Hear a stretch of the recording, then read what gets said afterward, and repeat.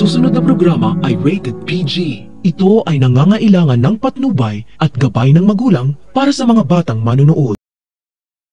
Natupad na rin ang matagal nang hinihintay ni Doc RJ ang matanggal ang apelyido niya sa pangalan ni Moira sapagkat nagdesisyon na ang korte na annulled na sila ni Moira.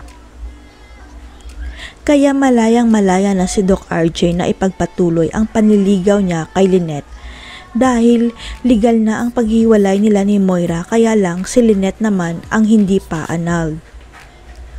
Kailangan pa rin kasi ng desisyon ng korte na wala ng bisa ang kasal ni Lynette kay Carlos dahil kasal na ito sa Amerika at attorney ni Doc RJ ang mag-aasikaso ng papeles ni Lynette.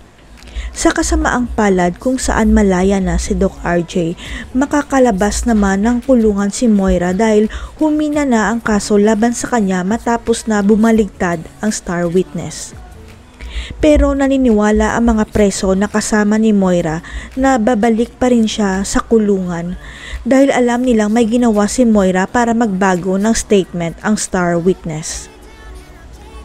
Walang kamalay-malay si Moira na mapapahamak si Zoe sa kagustuhan niyang makalaya dahil sisingilin ni Dax si Zoe na may mangyari sa kanila kapalit ang katahimikan nito.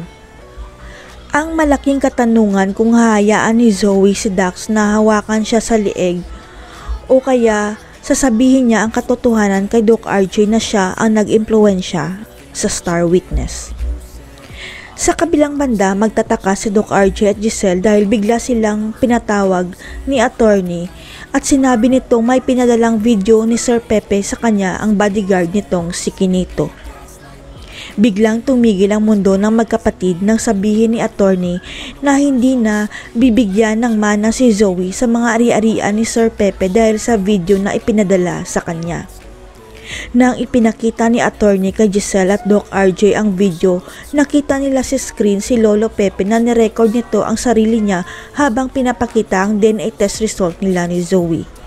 Ang hindi alam ng lahat, nang makuha pala ni Lolo Pepe ang DNA test result ni Zoe at Annalyn, naisipan niyang i-record ito at kanyang ipinadala kay Kinito ang ebidensya. Mabubuking na kaya ng mga tanyag ang pinakatago-tagong sikreto ni Zoe? Hindi kaya matutuloy ang paglaya ni Moira dahil magsasalita na si Zoe?